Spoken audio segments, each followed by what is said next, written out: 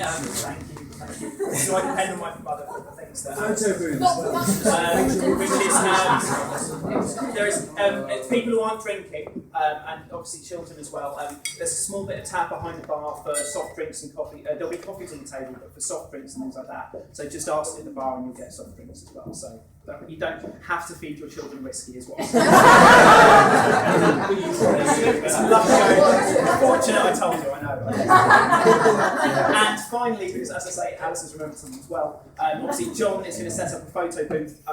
So lights, nice camera, clip it so you can take pictures of yourself. In one of the corners up here, once the tables are cleared. So take full advantage of that. We've got a few stupid hats for you to put on as well, and make full enjoyment of that.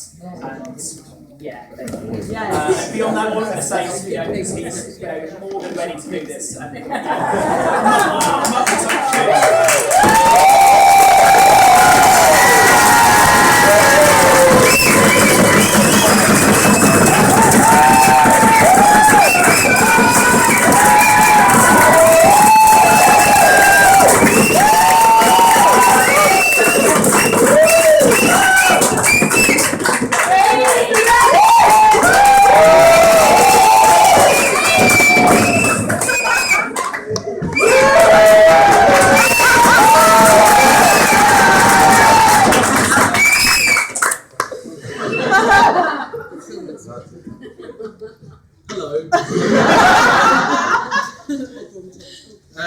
First, I want to thank Alex for his lovely introduction that he gave me earlier on. It's actually quite complimentary, which is a shame. It's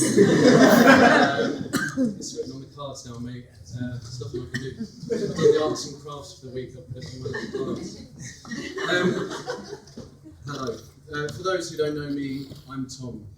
And as the best man, it falls to me to examine the character of our group. Yes! There he is. I won't keep you all too long. I know we've all got partying to do, new dance moves to invent, inhibitions to lose. So I'm going to draw on a small collection of experiences from the years that we've been friends to provide a brief character examination of the man that is Mr. Alex Pavey. Thanks. Yes.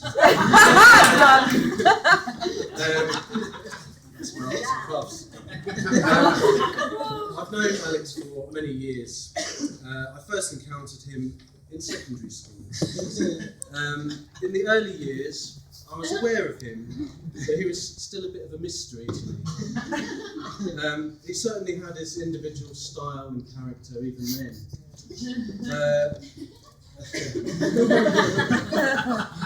More intelligent than any of the boffins or the bods, he also had this element of cool about him. The straight, shoulder-length hair.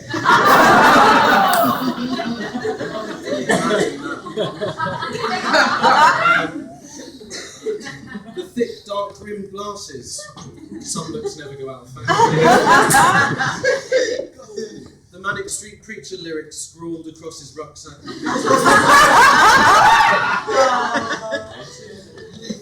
The fact he would sit in the library reading Dostoevsky while the rest of us were out on the playground lumping a football. On rainy days, I would sometimes go into the library.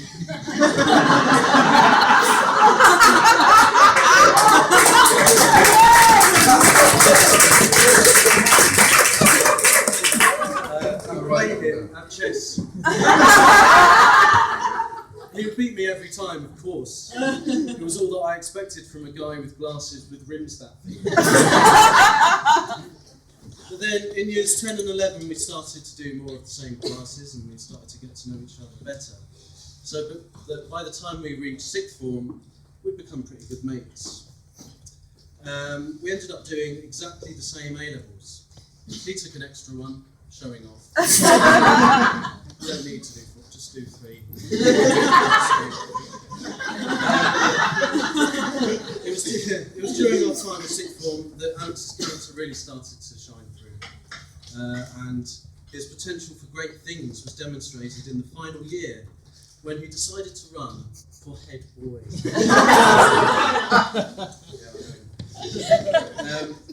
By this time, I was a staunch Paveyist, and I was proud to act as hatchet man for his campaign. And through the combination of a bold and visionary manifesto and a pretty effective smear campaign, the election was a success. The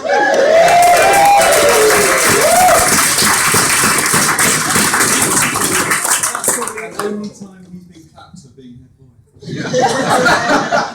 Our head boy he became. And during his time in office, Alex worked hard to implement precisely 0 of the policies. That changed absolutely nothing about life in particular. And he was, in fact, more focused on helping me fulfil the duties of my role, the equally esteemed and important pool table monitor. So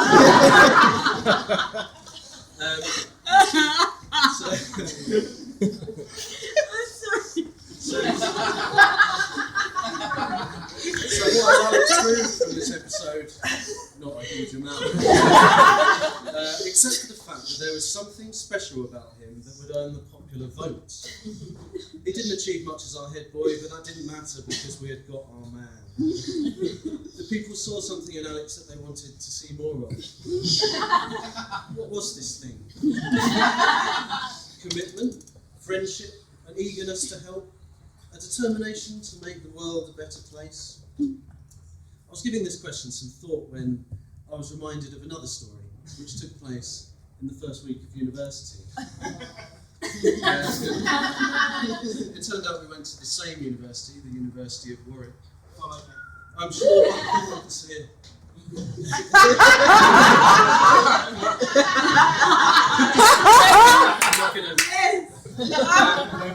I'm sure one of us was following the other one about. I'll come back to my thoughts a bit later. Anyway, the incident in question happened during Freshers' Week. In the weeks building up to uni, we made a kind of pact. We were saying, let's not meet up for the first few weeks. Let's get to know the other people that we meet in our different halls of residence. Make our own new friends, make the most of our new environment. I'll give you a call in a few weeks' time. Sure enough, about 5 minutes after my parents had dropped me in my depressing little box room, we got on the phone to each other. All right, mate, right. You fancy a pint? Yeah. I don't like it here. I'm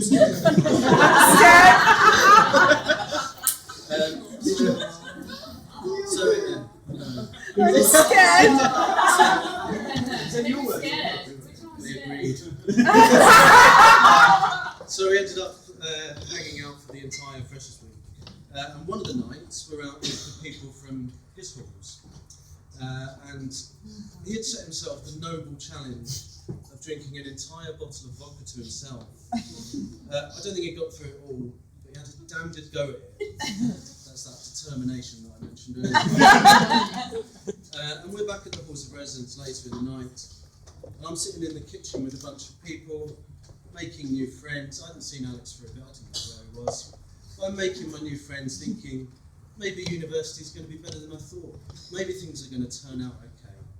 It was at that point that another girl comes into the kitchen and says, At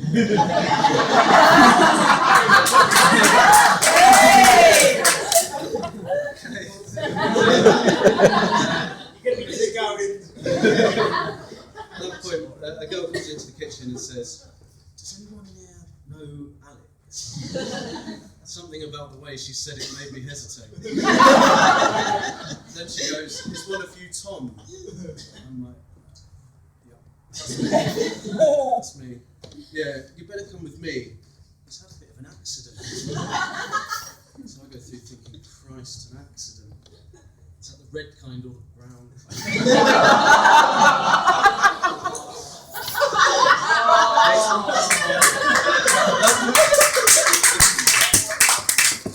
Lucky enough, it was the red kind. He'd been up on the first floor somewhere when he'd heard the front door bell. In his eagerness to help and to make new friends, he decided to jump down a flight of stairs, not accounting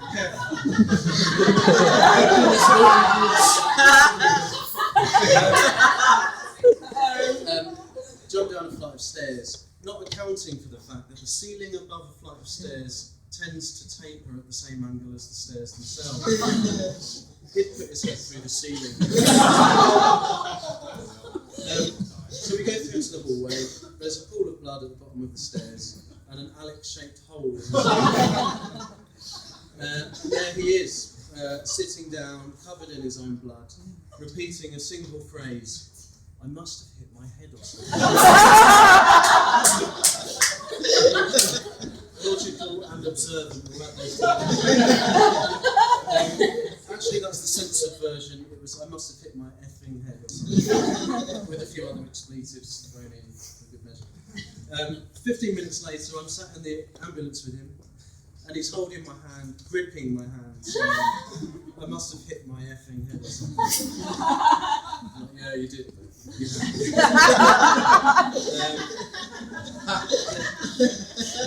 The next thing I know, I'm at the hospital, watching them glue his head back together. I didn't know they glued heads, but they do. Or at least they did in the year 2000, things might have moved on since then.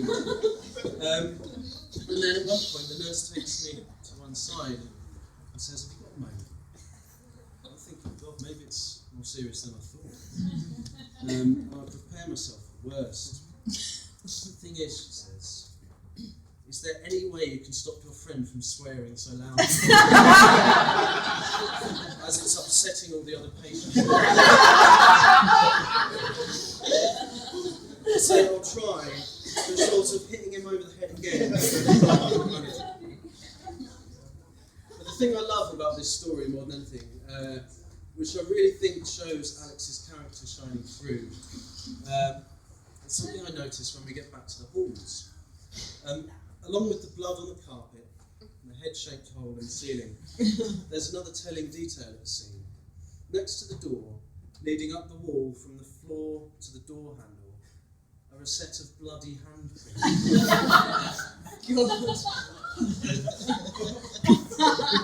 He had put his head through the ceiling, crawled through a pool of his own blood, but still managed to find the strength to let the people in through the door.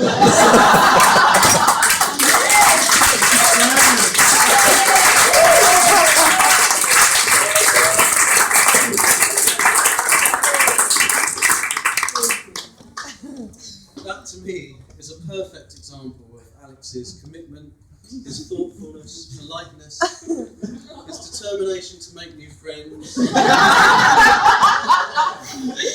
enhance the lives of those around him. God knows what they thought. The people at the front door, probably not any of the things I just listed. They probably thought, "Who is this guy? And do I really have to live with him for a whole year?" But I like to think that in a quiet moment, they looked back on that night and reflected on the bloody mess that led them in through the front door, and smiled, and concluded that that guy Alex was in fact a bit of a hero.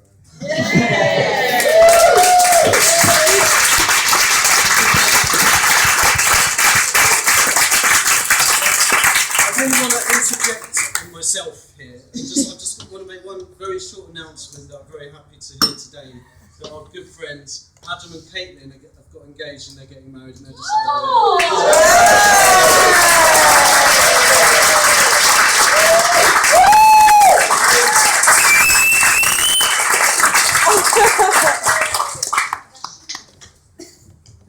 after university.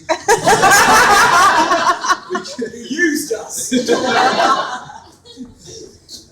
We got jobs and moved to London and ended up living down the road from each other in the East End.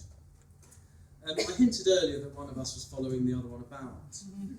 It was, of course, me who was following him. You see, through our years of being friends, he has become someone who I can turn to, who I can rely on, who has helped me through the ups and downs of life. He's the most intelligent person I know, and I learn something new from him almost every time I see him. I say almost. Sometimes he doesn't make much sense at all. I by that time in the ambulance. To be fair, I had hit my head. Or something.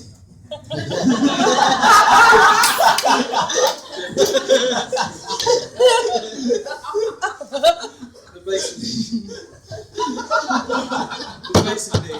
I found over the years that I can't get enough of the guy. Oh, it cost some stuff out there, you don't want to. Too risque. Don't read it, it's not that good, honestly. It's actually rubbish. That's why I bust it out. It was during Alex's life in London that he met Alice, who is amazing and delightful and intelligent and creative and great.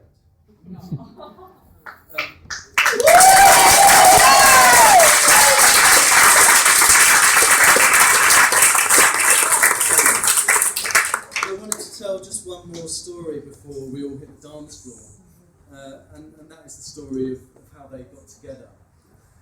I thought I had this story right, but there's been some other versions of the story flying around, and we've done a little bit of investigative journalism, and from that I conclude that my story's correct, so I'm just going to go with it.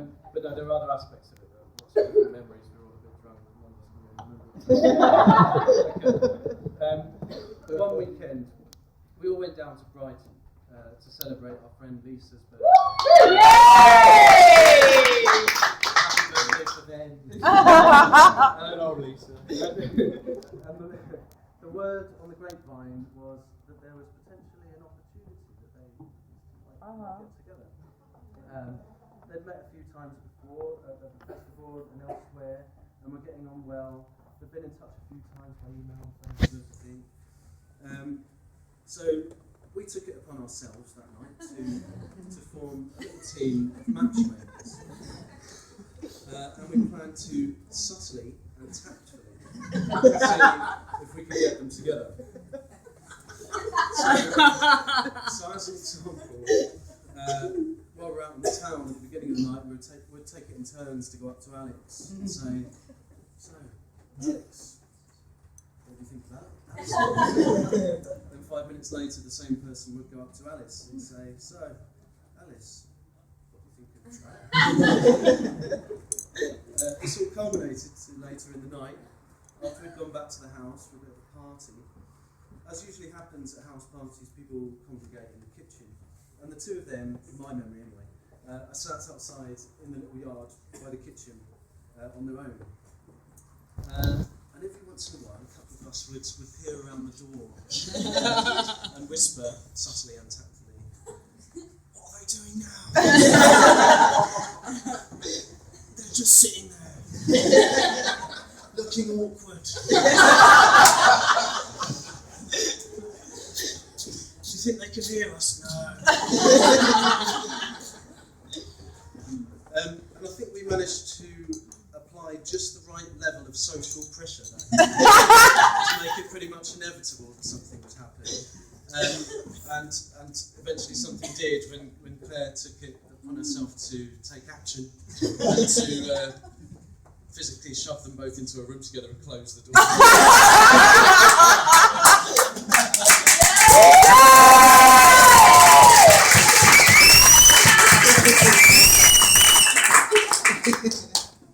And I remember peering around the door a bit later on, and they're outside in the yard and they're kissing.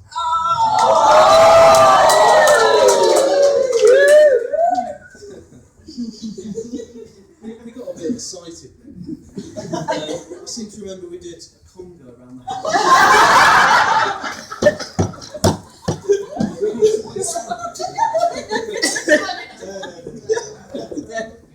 We got a bit excited. But we had reason to, because we had played a key role in something fantastic. And as we all know, one thing led to another, and now here we are on their wedding day. And on a serious note, I think I speak on behalf of everyone involved that night when I say, guys, from the bottom of our hearts, you're welcome.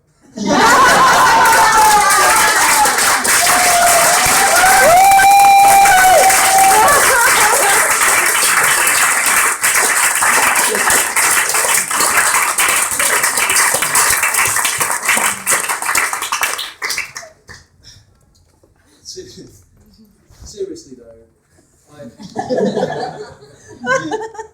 know everybody in this room is absolutely over the moon that you guys have made it. And we're all so happy to be your friends and your family. You are absolutely perfect for one another. And you're going to make each other happy for the rest of your lives. And we're all hugely proud to be a part of that. Yes. And so, ladies and gentlemen, if we can all be upstanding and pick up our glasses and join me in a toast to the happiness of the bride and groom, to Alice and Alex.